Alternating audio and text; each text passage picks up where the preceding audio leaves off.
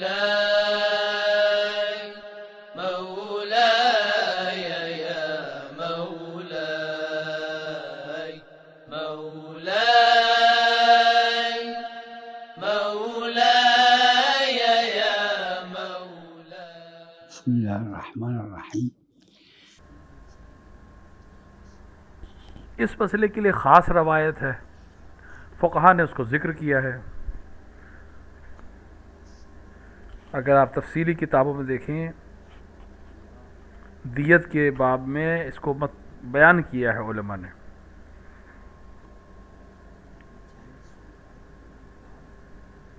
यानी कई इसकी शक्लें हैं और उसमें अलग अलग हुक्म हैं।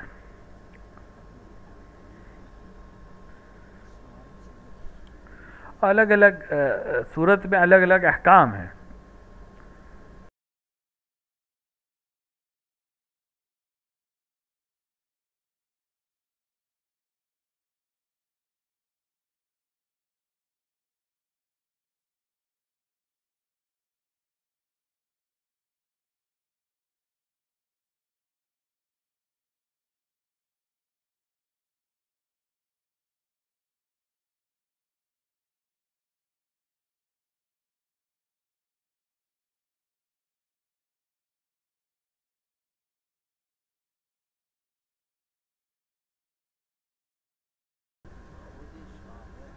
जब शारे ने खुद तायीन कर दिया, मुअय्यन कर दिया,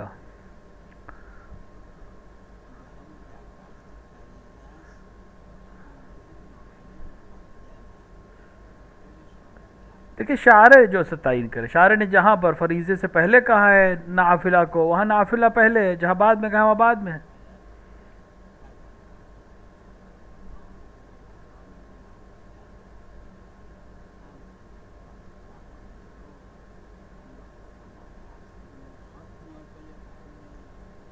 देखिए अगर नमाज ज़ुहर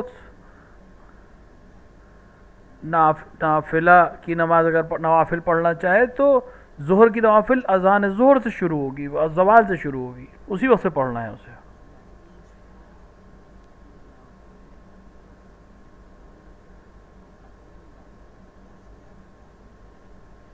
ये नाफिला जो वो पढ़ता है ज़ुहर से पहले, ये मुक़द्दम है फरीज़े पर, क्योंकि बिलखरे मुस्तहब है और शारे ने इस तरह करार दिया।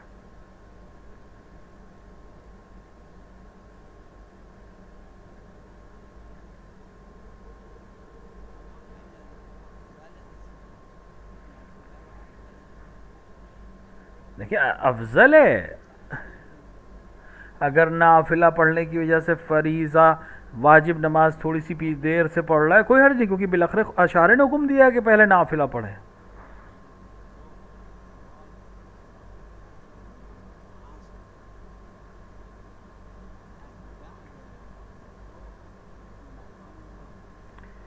क्योंकि नमाज ज़ुहर से पहले है नाफिला का वक्त, लेकिन ज़वाल के बाद पढ़ेगा।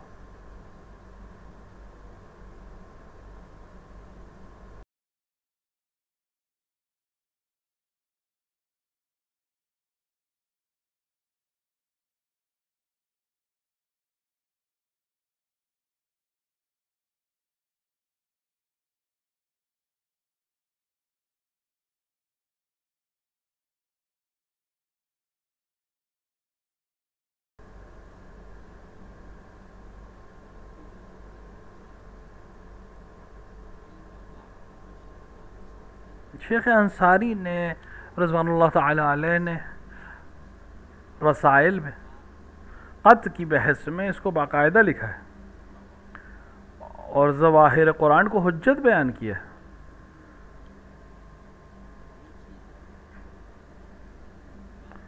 खुद कुरान में खुद खुदा ने बहुत कुछ चीज़ों को मुजमल करार दिया है, यानी बयान ही मुजमल किया है, वो उसके ख़ास लोग बंदे जानते हैं।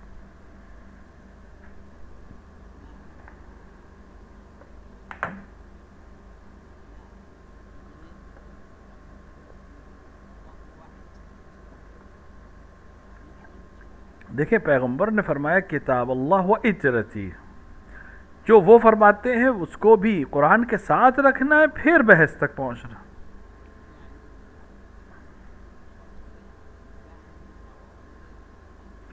और अगर कोई इख्तिलाफ है तो बाज़ ज़वाहिर की वजह से जिसको हम नहीं समझ पाते।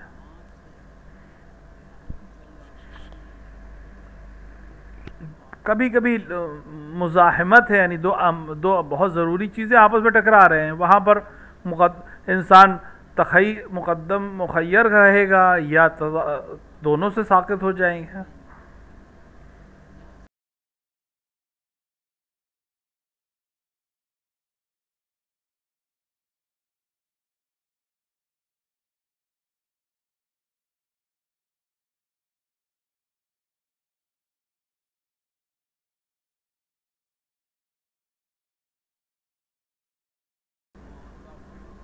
खुद कुरान ने कहा है मा आताकुम रसूल, जो तुम्हें रसूल दे वो ले लो, यानी पैगंबर और कुरान।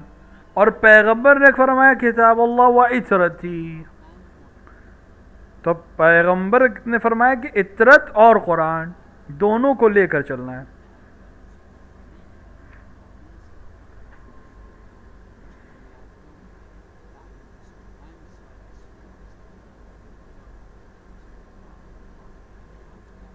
जब अमीरुल मोमिनीन की बैयत की तकरीबन 25 साल बाद, तो पहली जो आपने तकरीर फरमाई,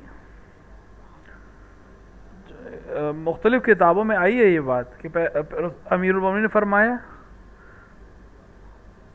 हज़रत ने फरमाया कि जिस तरह खुदा तौहीद को बग़ैर रिसालत के कबूल नहीं करेगा, यानी अगर कहे कि मैं खुदा को कबूल करे पैगंबर को नहीं कबूल करूँगा, खुदा कहे ये तौहीद भी कबूल नहीं, उसी तरह बग़ैर इमामत के खुदा रिसालत को भी कबूल नहीं करेगा। यानी तीनों चाहिए, तौहीद, रिसालत, इमामत।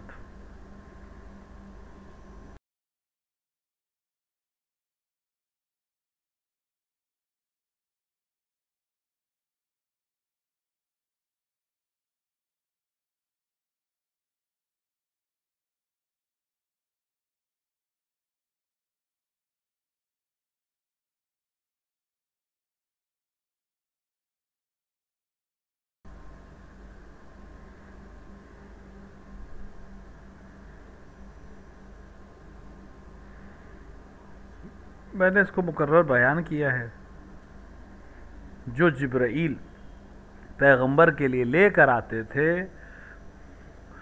एक उस पर ख़ुद कुरान होता था यानी आयात, दूसरा साथ में तफसीर लेके आते थे, और बाद में और साथ में ही कुछ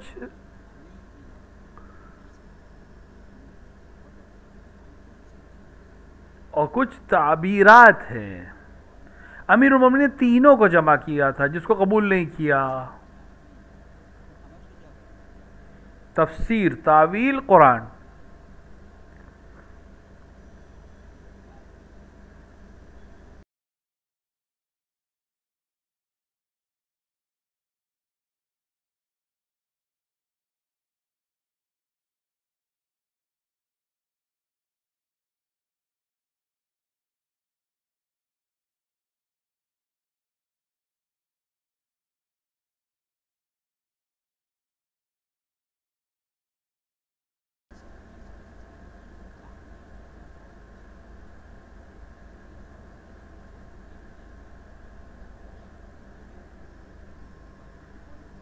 अगर उसने अपनी ज़िंदगी में किसी को दे दिया तो उसका मलकियत है। क़र्ज़ जो रहा हो वो उसके ताबे रहता है।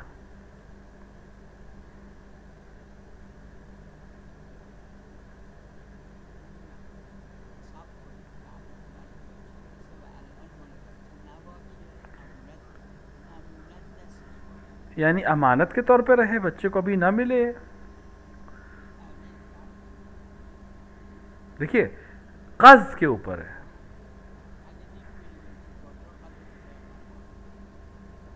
अगर नहीं मालूम हो क़र्ज़ तो फिर क़द्र मुतयक्कन, यानी जिसका यकीन है, हद अक़ल जहाँ पर यकीन है वो अमल करेंगे।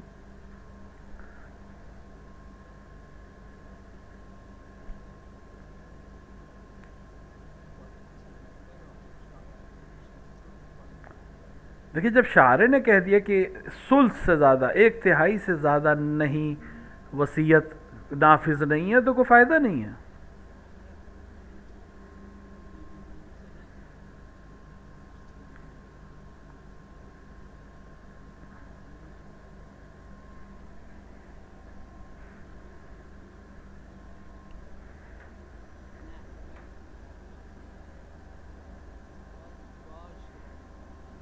देखिए, ये उस जगह पर है जब जहन में वो चीज़ हो। अगर ये बात साबित हो जाए कि वो उसके जहन में थी ये बात, या नीयत यही थी, तो उस हिसाब से अमल होगा, लेकिन साबित होना ज़रूरी है।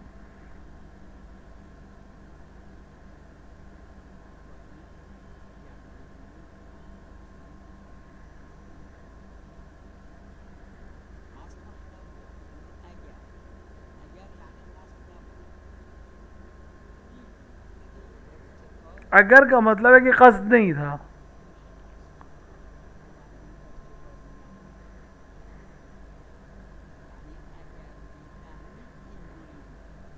अगर समझ जाता तो ऐसा करता, लेकिन ये अगर आके मसले को ख़राब कर देगा।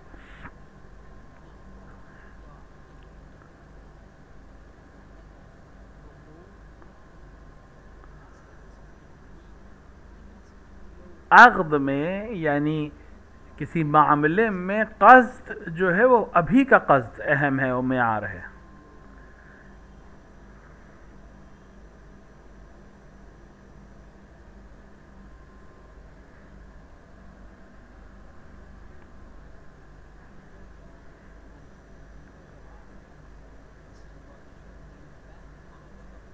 देखिए, अगर हम ये समझ जाएं, हम समझ जाएं कि यहाँ पे ख़ास नहीं है, तो यहाँ पे असल ये है कि एहतिमाल हम नहीं देंगे।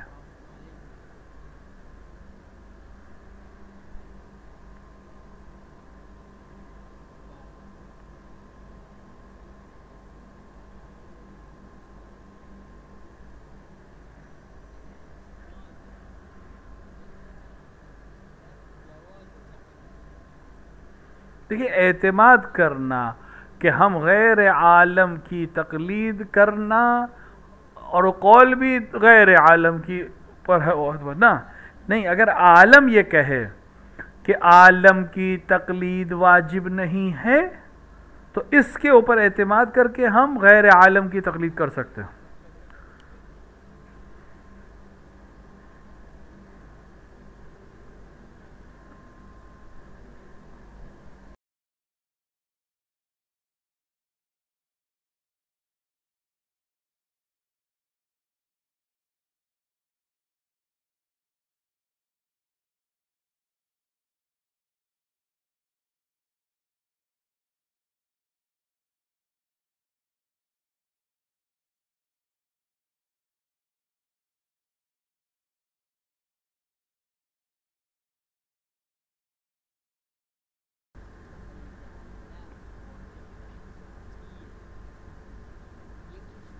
तीन शर्तों के साथ एहतियात वाजिब की बिना पर वाजिब है तकलीद आलम। ये कि मालूम हो कि आलम है, मुहरज हो कि ये आलम है। अगर सब मालूम नहीं कौन आलम है, तो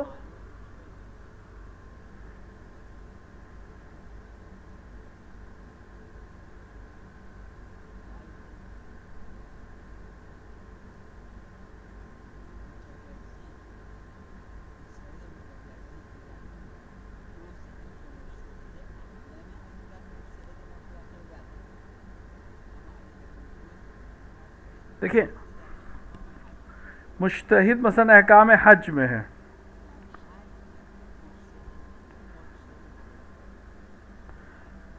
हज में एक ऐसे मुज्तहिद से जो मुज्तहिद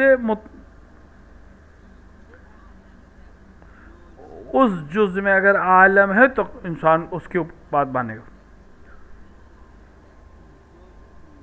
लेकिन एक ऐसा मुतजज़्ज़ी है जो उस जुज़ में भी आलम नहीं है, नहीं, जैसे बाकियों का हुक्म है वैसे ही उसका भी हुक्म है।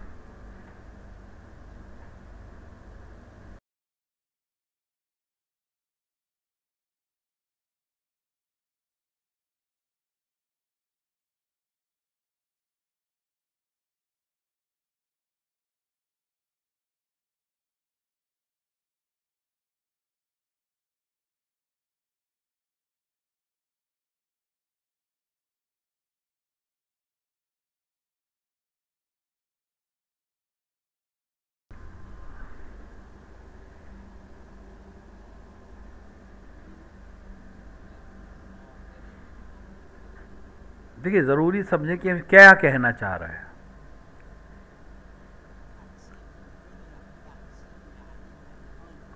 तकसीम का मतलब क्या? यानी अभी उनके दरमियान दे रहा है, मिल्कियत में दे रहा है।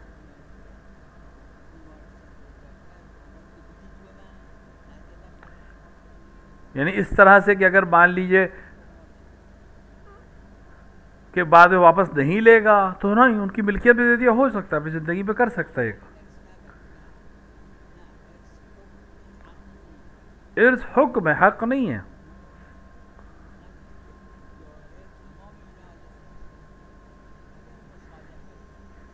देखिए अगर मर जाए कोई शख्स तो जितने भी उसके वारिस हैं उसकी जितनी भी दाराई उससे इर्स पाएंगे, मगर ये कि आपस में मुसालहत कर लें।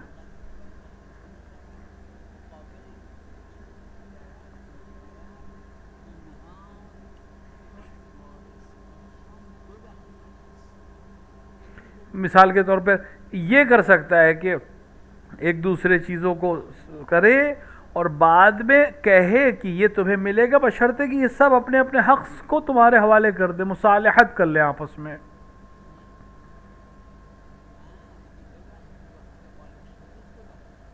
यानी जिस वक्त मालिक हो जाएं मेरे वारिस उस वक्त अपने हक़ से दरगुजर कर जाएं।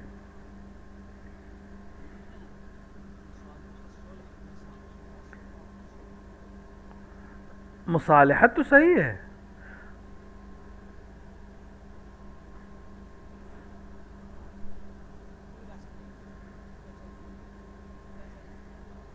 देखिए वो दूसरा मसला है, ये मसलन ये कह रहे हैं कि मैं अपने एक बेटे को अभी इतना पैसा दे रहा हूं इस शर्त के साथ कि बाद में विरासत ना ले। ये नहीं कर सकता।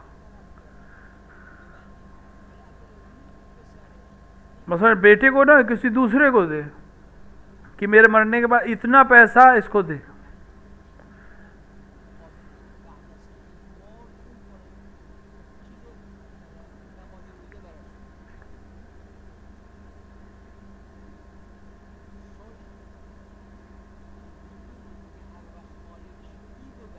ये कह रहा है जिस वक़्त मालिक हो उस वक़्त इससे दरगुजर कर जाना। ये आपस में मुसालहत सही है, मुसालहत में तो कोई हर मसला ही नहीं है।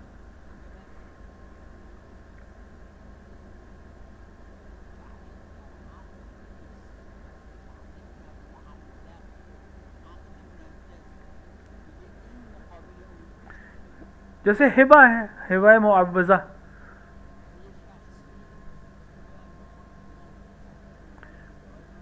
तो एक शख्स से कहे कि मैं जब मर जाऊं तो जो पैसे आपको मिलेंगे उसमें से इतने मेरे नमाज रोज़ा रख पड़ दीजिएगा, मैं भी हिबा कर रहा हूं।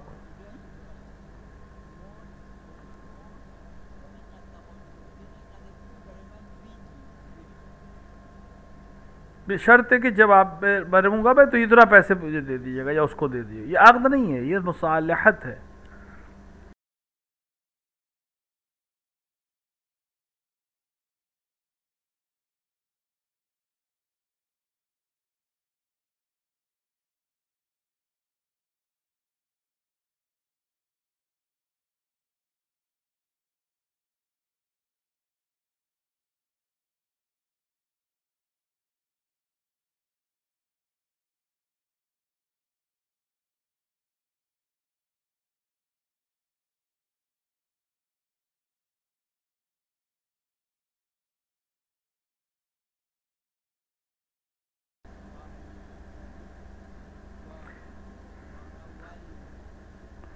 रवायत में है कि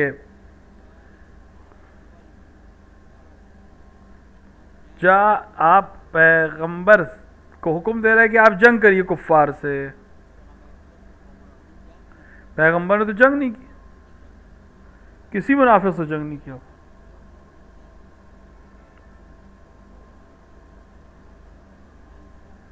हाँ, पैगंबर ने जो मुझे फरमाया कि मुझे जो हुक्म दे दिया है कि मुनाफिकीन से जंग हो, हज़रत अली से फरमाया कि कुफ़ार से जंग मेरी जिम्मेदारी हो गई और मुनाफिकीन से जंग तुम्हारी जिम्मेदारी है अली। कुरान का हुक्म है कुफ़ार से जंग करना, मुनाफिकीन से जंग करना। रसूल अकरम ने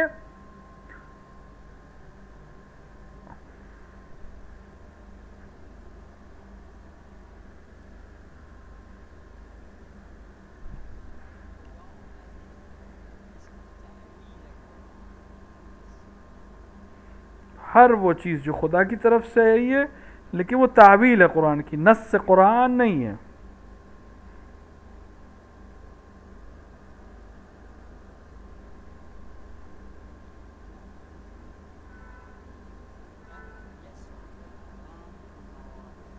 कुछ मवारिद में अजान साक़ित हो जाता, ये रुख्सत है। अगर मसलन किसी शख्स ने मगरिब पढ़ी, अगर इशा फ़ौरन पढ़ना चाहे तो उसके लिए अज़ान की ज़रूरत नहीं है। हाँ, अगर फासला हो गया तो अज़ान रुख्सत की वजह से साक़ित है, यानी लाजिम नहीं। तो कहीं पे अज़ान देते, कहीं पे अज़ान नहीं देते।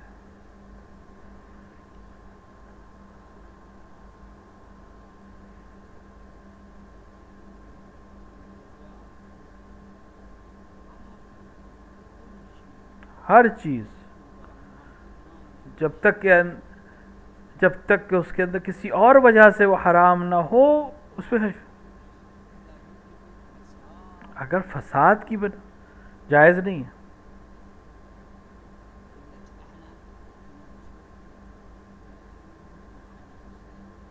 हदीस में हर वो चीज़ जिससे फसाद मुब्तला हो, गुनाह है, आलूदा होने के डर, वो मना है।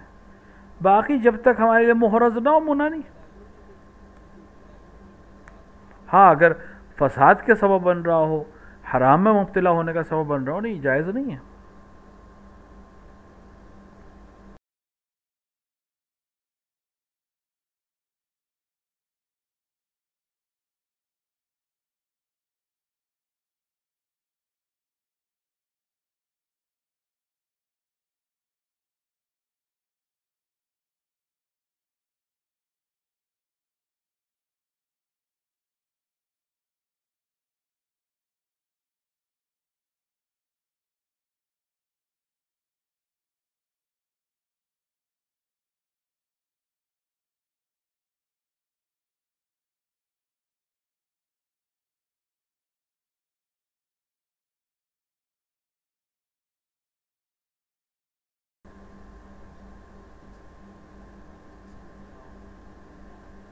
बाज़ अफराद ऐसे, इनका बस वतन ही नहीं है, बस उसके पास चराने की चीज़ है, ये सहरा में खैमा लगाता है, कभी कुछ दिन यहाँ रहता है, फिर कुछ दिन आगे बढ़ जाए। मसलन इसके पास कोई वतन नहीं है। ये जो साहिब उर्वा ने बात कही है, एक फ़र्क बयान की, जिसके पास वतन न हो, इस तरह का फ़र्क, उसकी नमाज तमाम है, चाहे जहाँ पढ़े, चाहे 4 दिन रुके, चाहे 2 दिन रुके। इस जहद से शायद फरमाया हो।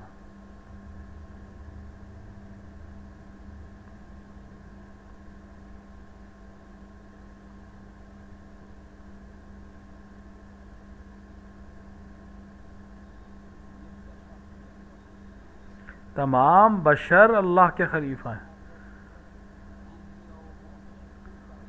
कुछ बुरा अमल करते हैं,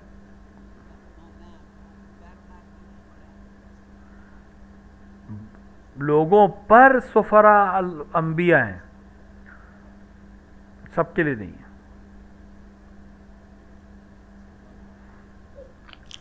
सल्लल्लाहु अलैहि मुहम्मद व आलिहि